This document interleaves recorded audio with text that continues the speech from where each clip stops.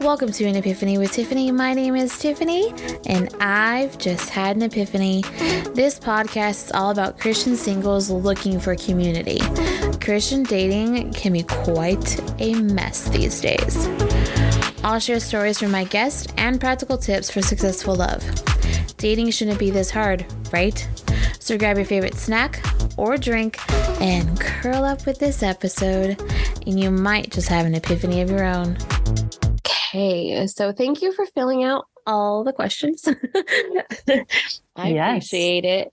So the one I want to start with is the filters question, because I felt like your response was really great, and then referencing a guy that you were talking to and what his response was. So yeah, if you kind of want to dive into that, I can repeat the question if you don't really remember what it is. That would be great, just to refresh my memory. Okay. So why do you use pictures that you can't live up to? Almost every first date is a letdown because women can't live up to their pics. Be it filters, be it angles, be it close up, hiding stuff, etc. Why not just throw it all out there and let the chips fall where they may? Wouldn't you rather get asked less than have a ton of one and done dates? Such a good question. Okay. Yes, I do have a lot of opinions about this. So let's see. I'll start off by saying what I do. So I don't typically use filters, but I do typically put some of my best photos on my social media, and even when I've been on dating apps. And the reason I do that, one, I'm an entrepreneur and business owner, and even was looking for a job this year as well, because I have a lot going on. And I was, networking for getting hired. So I wanted to present some professional photos. Mm-hmm. And then also I'm artistic and creative, and I have photographer friends and get, photos done and stuff.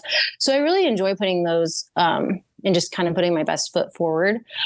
But I also love being vulnerable, and I don't always look, made up with like makeup and my best outfit or whatever. And so I try to have a mix of that. I honestly remember having a friend years ago who is super beautiful. And when I went to bring her a meal when she had a newborn baby, I honestly was taken aback when she answered the door, and she kind of could tell. And she was like, oh, like I just like don't have makeup on. And I was like, oh, you're beautiful, whatever. But it really startled me. She looked so different. And I realized she would wear so much eyeliner and so much caked on makeup that she looked completely different without it. And I was like, I never really want to do that to a guy. Like, even if I wore a lot of makeup, because I think it's fun to express yourself in that way, I would change it up so that, just so that people know what I really look like. And so I tend to keep my personal makeup more natural, but, so with social media, I do that. And then on dating apps, I actually would try to put like kind of an everyday photo, just so that if they look at all of them, they can kind of like, okay, she doesn't always have everything looking really, really nice. But, so this dude that I went out with, he had an interesting perspective, and he told me when he looks at girls' photos on, like, say, Facebook or Instagram or dating apps, that he expects that to be probably the best she looks. Like that's when she looks her best. Mm-hmm. And so that when he meets her, he expects her to look a little more human and probably have, her hair might be frizzier, less makeup, or, whatever. They say the camera adds 10 pounds. Sometimes you can angle it so the camera loses 10 pounds. So, all that. So, and I thought that was actually a really good perspective. And then ironically, he had an AI photo in his Facebook profile, and that really confused me. And then he told me that he had a disclaimer about it, but I did not see that. But it's fine. So, yeah. That's so funny. He's over here with an AI photo. Yeah, I'm like, okay. But, okay. Yeah. I mean, that's such a valid point, though, and like a good perspective, I think, for guys to have, that we like to put our best foot forward, mm-hmm. but also we're still human, and we're going to have flaws just like he's going to have flaws. And so you got to love it or you don't. Yeah, totally. Yeah. Thank you for sharing that. Sure. Okay, let's see. Okay, the first date question, because I think this is another one that guys get tripped up on. And like what it's supposed to look like.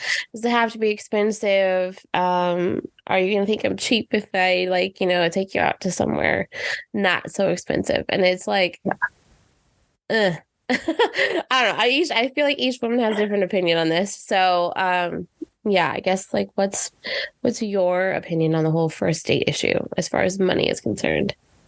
Yeah, I can't even remember how I answered this one when I answered the questions, but I actually don't care that much. I wouldn't prefer a first date at McDonald's or something like that. I actually had a guy not spend any money on me and invite me to a park, which that could be okay. In his case, he was being stingy and he ended up being a jerk on it, which I don't usually say. Sorry, that's probably mean. But he said I was too fat for him. So that was my reasoning for calling him that. Yeah. But anyway, so I don't know if you edit this. I'm like, sorry if you don't want that in the podcast, but it's okay. Anyway, so yeah, so to answer that, I would say I have gone on first dates where it's just coffee. I'm totally fine with that. I've had guys take me to an expensive restaurant. I've had multiple guys actually take me on a first date to an expensive restaurant. And they know that it was like we had talked enough that they knew that I like good food. I'm a foodie and they wanted to impress me. And I think they were also guys that hadn't really gone on a lot of dates. And all three of the ones that I'm thinking of over the past several years, I had met on dating apps. And so it was kind of a special occasion for them. And maybe they were all liked to do that and maybe would have probably gone themselves. So it was like they're honored to just take a girl. And I'm fine with that. Like, I think if that's where a guy is at. I'm a big proponent and just in life of like give freely. So like if you're giving, expecting something in return or expecting it to work out, like you're probably going to get hurt or you're going to be disappointed or it's just going to be like a tit for tat thing. You're waiting for her to like reciprocate in some way. But if you're just like, hey, this is how I am. I want to do this. And I honestly have great memories of that. Like, even though it didn't work out with those guys, I'm like, oh, that was such a good restaurant. Like, I want to go back there. Or like, I'm grateful that he was generous in that way. And we had a good time. But yeah, I mean, I have had guys take me to like tacos or, just a casual place that's $10 a dinner, or lunch or whatever. And I think that's totally fine. I know that list that was going around of like all the places not to take a woman. I'm like, oh, like, I just feel bad for guys sometimes. I'm like, give them a chance. And like, everyone just kind of comes from a different perspective and, a different place. And I think it can be probably, if you put yourself in their shoes, like it can be scary to be a guy. And he's like, I don't know, is this woman going to bite my head off for like asking her to go to Chipotle, or like, apparently the Cheesecake Factory is off limits. I'm like, I think the Cheesecake Factory is great, Yes. So yeah, I'm just like, it's sweet. You're just meeting someone. That's something too. Like I grew up in courtship world, purity culture world, where it was like, you need to pursue them intentionally. And like, if you think you want to marry them, like all this stuff. And it's like, something that's helped me is like, it's just coffee. Like if it's a complete stranger, it's like meeting a complete stranger. It kind of is like an interview or, networking or whatever. I'm very business minded and that doesn't bother me. Like you're just getting to know someone and that's okay. And it's just like phase one. So I think it's a good way to do it. And if guys are really actively trying to find a woman and they keep not really matching, then it's going to get really expensive, if they're taking her to a nice place every time. So yeah, that's my 2 cents. Mm-hmm. Yeah, I love it. I agree. It's like, I feel like we put a lot of pressure on everything. And that, in my opinion, is because of purity culture. And sure, and it's just like annoying that, we can't go out and, get to know somebody. But yes, I feel like if you're interested in somebody, you should call it a date. Don't just say we're going to go hang out. Like, true. Yeah. Like, call it a date if you're actually romantically interested. And, but that date doesn't mean marriage. Totally. I think that's a really good point. Yeah. Yeah. Because I've actually had guys too where like they asked me to coffee, but they didn't clarify what it was for. And this great guy, there was a couple of years ago, this really great guy who was a friend of mine, and we had hung out several times, with other friends. And then all of a sudden he seemed a little bit flirty and was like texting me. And then he asked me to coffee. And I was like, I knew he was kind of scoping things out, but he didn't say. And partly it was like the culture that he had grown up in and such that he was being open-minded. It was like, I wouldn't be the type that his family would probably want and stuff. Just different factors. So I had a lot of grace for that. And he was just an incredible guy. So I had so much respect for him. But I was like, at the end of the day, I wish he would have even just said like, hey, I'm interested in you. But like, I'll let you know if I get serious. I'd like to just get to know you a little bit. And then I never really heard from him after the coffee. And I'm totally fine with that too. But it did leave me with questions. And I'm just like, okay, do I like try to keep talking to him, and I've heard something, clarity is kindness. And I do think so. And I think it's like guys get scared or even girls get scared of like saying those things. But I'm like, what if we just said them? What if we just say, hey, I'm interested in you. I don't want to like lead you on and make it too serious too soon, but like, can we take some time to get to know each other? And I'll just keep you updated as much as I can in the process, and expect the other person to be mature enough to handle it. If you're like, I don't think we're a match, but like, you're a great person and I've enjoyed getting to know you, and like, bless you. Maybe we'll be friends. Maybe we go our separate ways, So, amen. Be adults about it. Yeah. Agreed. What a thought. I know. What? Have conversation. Be clear. Like, wow. I didn't even prod you into that, and you brought up the same things. Sorry. I think it's so funny every time like the clarity question or the clarity topic gets brought up, because I'm just like, here it is again, guys. Literally, we keep asking for clarity. It's not that hard. Yeah. It's really not that hard. Yeah. And I think too, like, I might go on a little rant here, so be prepared. Sure. Okay. Love it. I think that there's this like cultural shift that has happened and is continuing, and I really dislike it in the sense that everybody keeps focusing on the risk factor of like putting yourself out there and all this stuff. And I'm like, life is a risk. Okay. Walking out your door every day is a risk. What I'm saying? Like, getting in your car is a risk. Sitting in a chair sometimes can be a risk. Like, come on, guys, like, and girls, because I hear it from both sides, but it's something that the more I hear it, the more frustrated I get, because I'm like, you're just giving yourself an out to not do the hard work. Totally. And to put yourself out there, because how else are you supposed to find somebody or even figure out what God wants you to do? It's like you're stepping out. If you're not risking something, you're also, in my opinion, not stepping out in faith. And that was a whole epiphany moment. Y'all. Yeah. That's so good. Because like, and I'm saying this to myself just as much as I'm saying it to anybody else. I personally have been like trying to figure out where I need to move, because I know that I'm not supposed to stay where I'm at. And every time I get to that point, I freak out and go, no, I'm not moving, and so it's like, I can't sit here and say, oh, dating shouldn't be risky when I'm not even willing to, make the final step to move. Sure. But it's again, a big decision. It is. But so, I mean, yes, picking your life partner is also a huge decision too. And I completely get that. but I still feel like we all, in all the ways, need to stop living in fear of what may or may not happen. Right. And yeah, I don't know if you have any opinions on that. I do. I have a lot of opinions. Okay. First of all, you said something about risk and faith. And I actually have a friend who says God spells faith RISK. Oh, and I love that. Yeah. He said that years ago. And I was like, that's a good one. And even like, he's the type of person, he's very like even an evangelist type of person and just loves to like reach out and pray for people and stuff. And so he's the type of person that would like go up to someone at a store and be like, hey, do you need prayer for anything?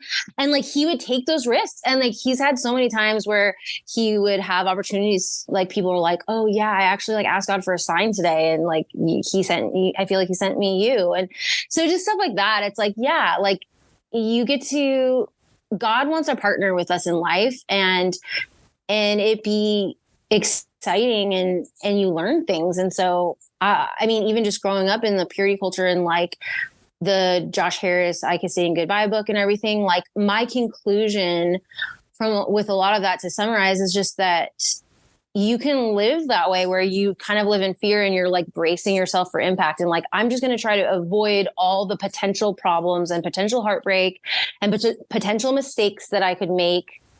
Or like you could actually take risks. And what happens when you take risks? You're going to meet so many more people. You're going to, as a woman, learn how to communicate with men and different types of men. And not even as like to prepare for a future spouse, to raise sons, to interact with coworkers, to interact with family members. Like, I just feel like the more like God is a people person and like we're created for connection and community. And so that's something that I've learned. It's like, you can just hide in your house all day and hope someone tries to propose to you. And then you do things perfectly. And that's your first person ever to be in a relationship with, which is fine. That could be your story, but it doesn't have to be everyone's story. Like the variety is actually really cool. And I'm grateful that I've met a lot of people over the years. Like I've had guys where they're like, hey, I don't know if this will work out, but like, I want to leave you better than I found you. And I feel the same way. And I'm like, that is so sweet. Like I had this one guy, it was really funny. I went on maybe 3 dates with him from a dating app, probably 5 years ago.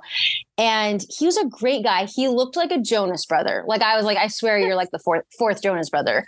Like he was a good looking guy. He was a musician. He played on his church worship team. And I know that could be a red flag for some people, but like, I think that could be a great thing. I love musicians and stuff. So he was honestly a really good guy. We didn't really have the same vision for life. And I think he was just looking for a wife. And I was like, I want you to like me for me and whatever. So and it was just like personality too. So I just said, hey, it's been great getting to know you. Thank you for taking me on a few dates. I'm not interested, but like I listed a bunch of stuff. Like I was like, I know you're going to be a great husband and father. And I was like, you're funny and attractive. I like listed a bunch of stuff. And I said, 10 out of 10 on Yelp or whatever. and he was like, this is the best rejection I've ever had. Thank you so much. And it was just so funny. But I was like, how about we just do that? Like, it doesn't have to be that complicated, but yeah. And like the way that somebody rejects you, like you just said, it doesn't have to be that bad. But I think too, a lot of guys get stuck on I don't want to hurt her feelings. And so I'm just going to not say that I'm not interested. And I'm like, no, like you should put that out there, especially if you realize like fairly quickly that you're not. Don't lead her on. It'll hurt more later down the road if she has it all up in her head that you're actually interested and then come to find out she's not, or you're not. So like, totally. I would think that guys do that to some degree because they're scared of what happens. Like they poke the bear, like they're like, she's going to turn into like a crazy person. And some women do. And I'm like, maybe you should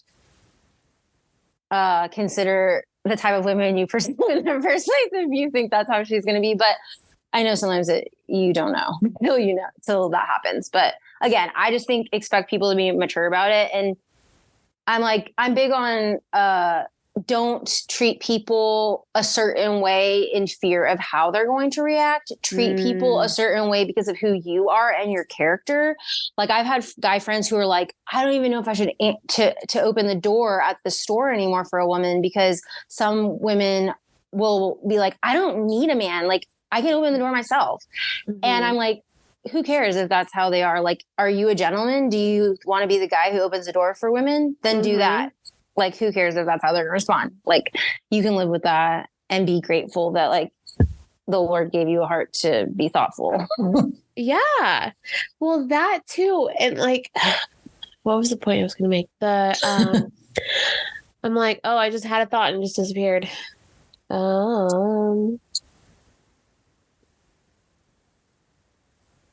Nope, it'll come back around. Never it was mind. About like girls reacting. Oh, to guys. yes. Thank you. Yeah. Okay. Sure. The reaction. Okay. I don't know why my brain just like whoop. So the reaction part, like that has more to do with her than it does the guy too. Like, totally. I think we sometimes get wrapped up in the, like, I'm going to take it on, and guys do this too, you know, right? Instead of just realizing like, hey, if this person's reacting, unless you actually did cause the reaction, there's a difference there. But like, if they're reacting and throwing something at you that you didn't actually do, or there's a lot of hurt there, then that says more about that person than you. Obviously, again, like if you did something to hurt them, then they still are responsible for their reaction, but also it's a little bit more understandable if they're kind of lashing back out. Totally. You know, like if you did lead her on, then, you know, there might be a little bit more of a reactionary response there. But sure, again, it still says something about her as the person in the reaction. You know, obviously she's still got some things she's got to deal with. And you know, it's hard. Like dating is hard. Yeah. Life is hard. Yeah. You know, and we don't always realize what's going to be, I hate to use this word, but a trigger. Sure. You know, so it's just like having grace for each other in those moments, and, you know, not holding on to things so tightly, I guess.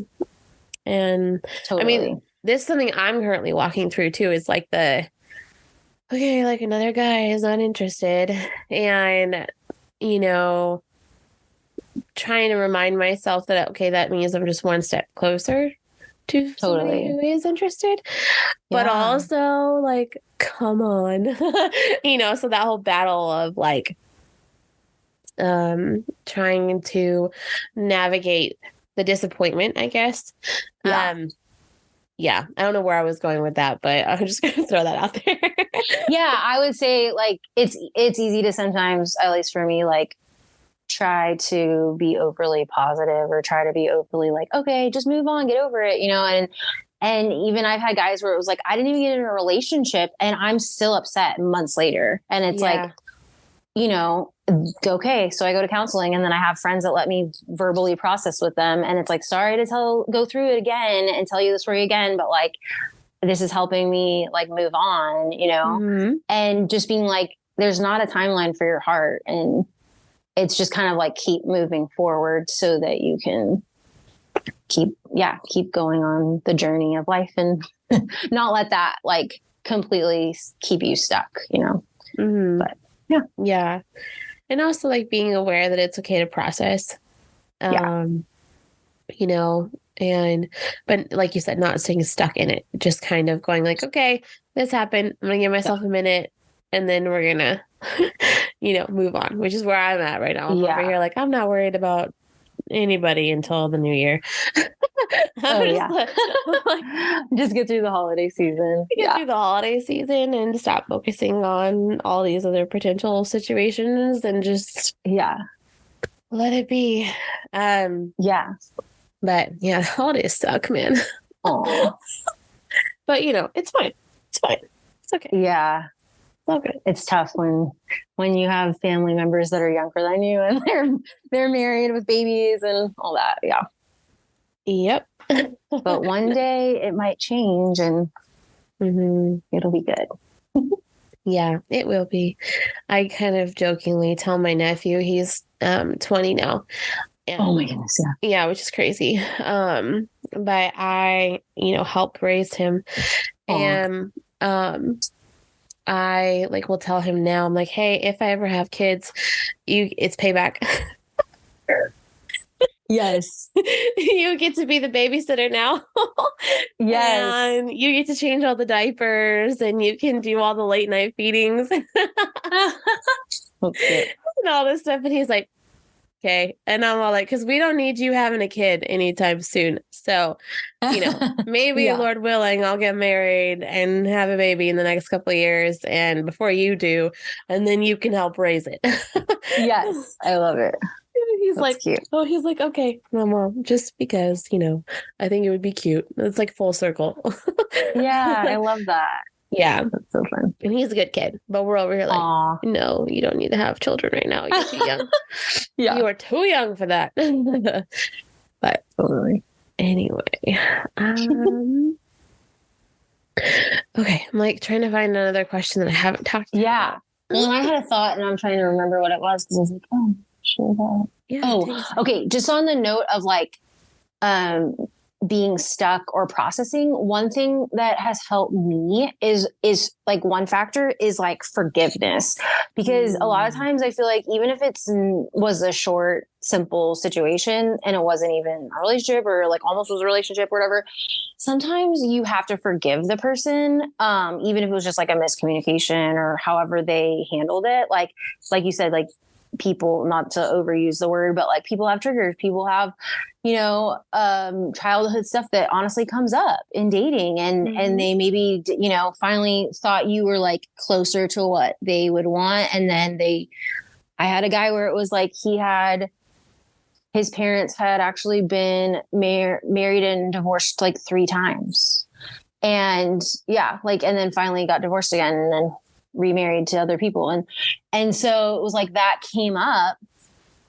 And he was like, I'm so sorry, but I'm having like commitment issues, and I was like, I can only imagine if you went through that your whole childhood of like your parents just back and forth like that would be pretty intense, So, but then it's also like sometimes how I acted in a situation, I've had to forgive myself and be like, okay, like, I wish I didn't do this, or I wish I didn't do this, or I wish I didn't do that. And it's like, okay, I forgive myself for whatever, spending so many hours every single day talking to this person that I just met and getting way too excited and not guarding my heart at the beginning. And then I hurt myself by doing that, or stuff like that. So, yep. Yeah.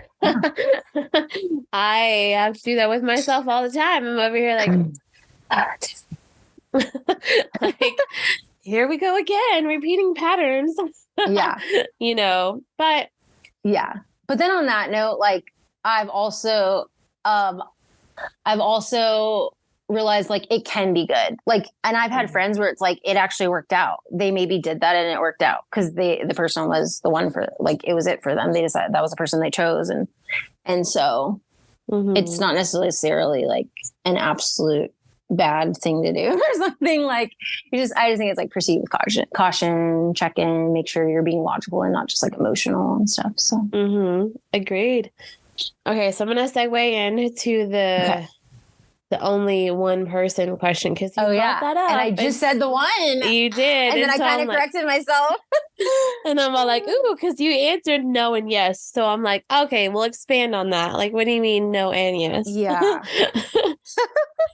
I'm trying to remember what I said, but yeah. Okay. Well, I mean, and I grew up in church where people were very big on like the God ordained this and like, all that stuff. And it's like, yes and no. Like, yeah, it's like complicated, I feel like, to understand as a human. I believe that like when God says he gives us like free will and free choice, like that's legitimate. It's not like a cute thing to say. And it's like, but actually he's manipulating us all and we're robots and we have absolutely no choice. And, so it's complicated, but God's not manipulative and he's the smartest and the most loving. And, so it's like his ways are higher than my ways. That's not a cop-out thing for me to say. I know some people say that is, but I really believe that is the case. But with this question, I would say like, it's like God knows who you're going to choose. So that person would be the one, I guess, that you choose each other. But I do think that, I don't think it's like, there's just one for you. I think there's a lot of people marry, and there's a lot of people that would be more compatible or whatever to whatever you would maybe say, like, it would work out better, be more like equally matched or whatever. But, it is interesting. I think I still feel like there's a lot of mystery there. Mm-hmm. I've even had friends where like they really felt like it was meant to be with someone, and they're like, but they just were like, I think God gives us a free will and choices, and the guy chose different, so then it's not meant to be. Mm-hmm. But it could have been good, you know. So I don't know. It's just how it is. But yeah, I don't know if I really answered the question, but I think you did. It's a hard one for me to. I mean, I personally think that there is more than one. Like you said, there are options. Yeah. And we have the choice to choose, you know, like who that is. Because I also believe it is a choice. And you wake up and you choose that person every day. Mm-hmm. Totally. You know, especially after marriage. Yes. And, you know, and you're supposed to make it work, because that's just how it is. That was a choice you made. And, you know, you're choosing to love them, because love isn't, you know, all sunshine and rainbows and unicorns. Yes. Like, it's a choice. It's a legitimate choice. You know, I'm like, I can like somebody, but it doesn't mean I love them. Sure. And then I can love somebody, but that doesn't mean I like them. Totally. You know what I mean? And so there's that. I feel like that's just the big thing that we get stuck on. And I do think that this is directly connected to purity culture also, in this that like the whole God ordained thing. Like I kept hearing that too. And I'm like, okay. But then now we're getting into like the predestination topic versus the not, you know, and I'm just like, what? And so I feel like with this topic in particular, it's good to have a point of view, but also not something to like get so stuck on that it becomes an issue. You know what I mean? Because it's one of those things that we can't comprehend as our little itty bitty finite brains to an infinite God. You know what I mean? Like it's something that won't ever make sense this side of heaven. But I also still think it's a good topic to talk about, because, you know, it kind of, in my opinion, gives me a little bit of understanding of like where that person is at, how they think, you know, and especially on the whole love as a choice thing, because if they're not coming back at me saying, oh yeah, love is a choice, then I'm automatically like, no. You know what I'm saying? And I think there's a danger in thinking that something's God ordained if it maybe wasn't. And then you just blame God when your marriage is miserable, and you're just like, well, God's brought us together. So we have to, you know, and it's like, maybe actually that wasn't it. Or, you know, thinking that could be confusing for people to be like, wait, I thought this was God. What happened? And it's like, you have to actually work at it and choose it. And I think a lot of times you're going to get married and then realize like there are things that you don't like, and, you know, things that maybe you didn't know. And hopefully it's not like too crazy, but you can keep loving the person, you know, and accepting them. And hopefully all the things that you liked about them and loved about them that's what you signed up for, you know, that it's worth it. And so. Yeah. And even just sacrificially, like we're called to like love sacrificially. And so once you are married, it's like, that's the person. But I mean, I don't want to get into like too much. And like, of course, if there's like abuse or something really serious, then that's a different combo. Yeah, that's a whole nother topic. That is a whole other story. Which I love to talk about, but also don't have the time to talk about. That's like a whole half an hour conversation at least. But yeah, again, and like, I think the only thing I do want to say about that particular topic is I think that's something that the church is like, failing at really hard right now. And I'm talking like the church overall, obviously. Yes. But just like that conversation of, you know, should to get a divorce or not get a divorce, what do we do with people who are divorced, and like all that. I have a lot of divorced friends, and most of them were for biblical reasons, but you know, people will hear that they're divorced and they're like, oh, you know, that's like the biggest thing ever. And I'm like, is it though? And you don't even know why they're divorced. Like, and it's also not their responsibility to tell you why they're divorced. You know? I know it's tough. Yeah. It's just a whole thing. And even I actually grew up in like the church group that Josh Harris came from. And so what I've heard is that because that church group was very against divorce, very, very against divorce. And what ends up happening when that's the case and pastors are advising couples to just keep working at it when someone's being very dangerous in the relationship and harmful, is that they keep being really dangerous and harmful. And then there's typically a woman and children, but maybe it could be reversed too, where they're being abused. And it's like, but well, they're biblically staying in marriage or whatever. Nope. That makes me want to throw up. It's not okay. So agreed. Yep. Agreed. But we could wrap on that conversation. Yeah. Like, because we'll rant about that for like a half an hour and we don't need that. Okay. So I haven't talked a ton about this, like turn-offs. And so I just feel like that would be a good one to kind of maybe wrap up with. Okay, sure. And so let's talk about some turn-offs, because I feel like there's a lot that people leave out, but you had some good ones. So I don't know if you remember what they are, but that's fine. I'm actually kind of like, I don't even remember this, but okay. I guess, could you like state what the question was, or is it just literally like, what are turnoffs? Well, what are some turnoffs that you have? And then I listed like some like things, like I said, passivity, chewing with your mouth open, LOL. Yeah. So, yeah. Yeah. Okay. Yeah, I really don't remember, but I'll just go off the top of my head. That's fine. I did homeschool speech and debate club and learned impromptu speaking. So there you go. And honestly, I have like specifics, I would say. Passivity, definitely a turnoff. Lack of clarity. Let's see. So it's like if someone was pursuing me, I'm trying to think what.